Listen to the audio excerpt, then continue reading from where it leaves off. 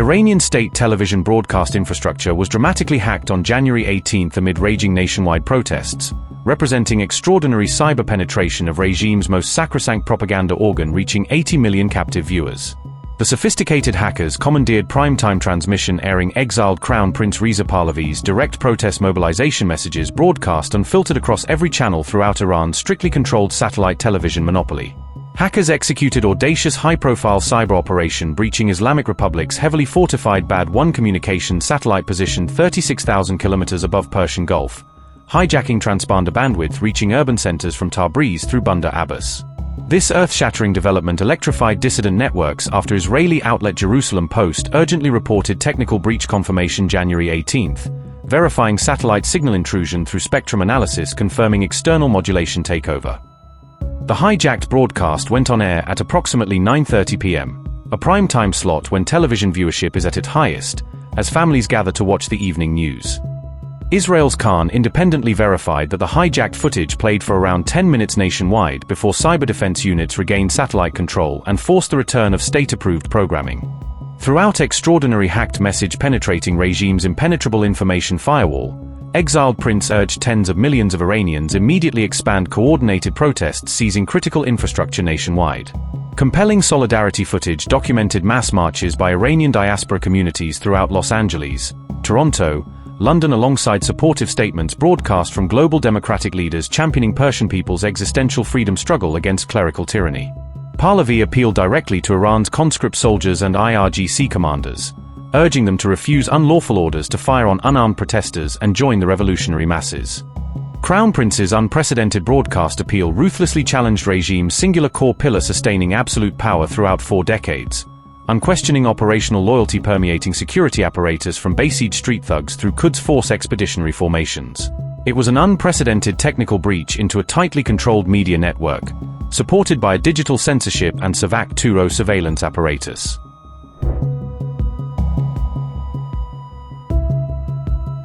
An anonymous high-ranking Iranian official confidentially informed Reuters correspondents at least 5,000 unarmed protesters had been systematically killed execution-style throughout regime detention facilities since revolutionary demonstrations ignited December 28 amid economic collapse.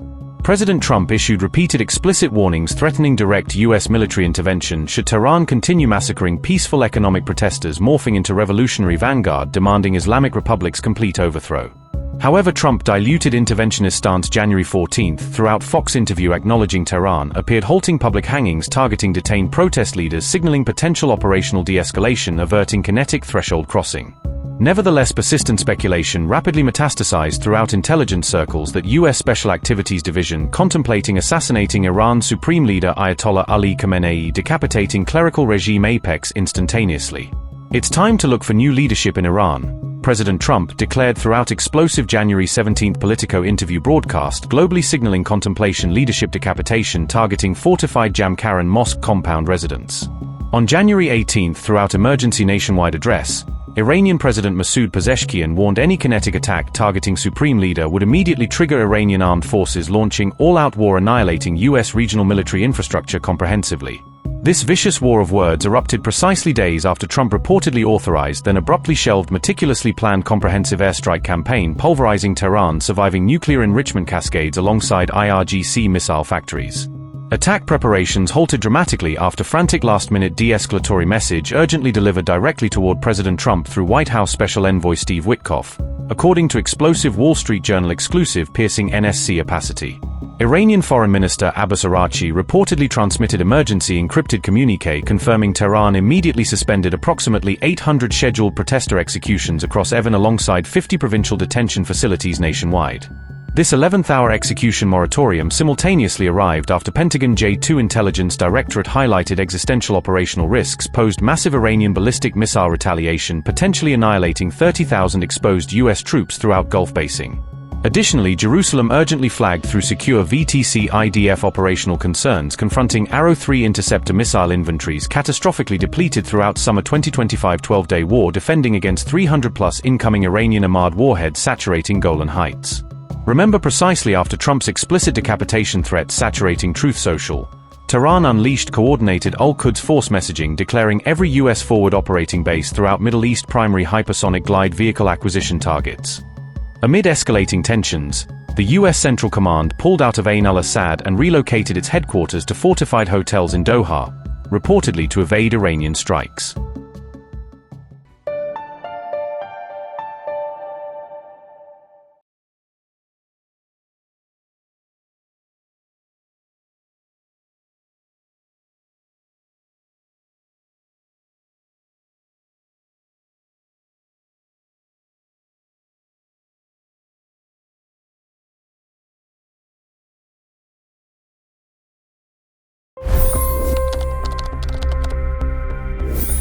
$25 crore गरीब गरीबी को परास्त करके बाहर निकले।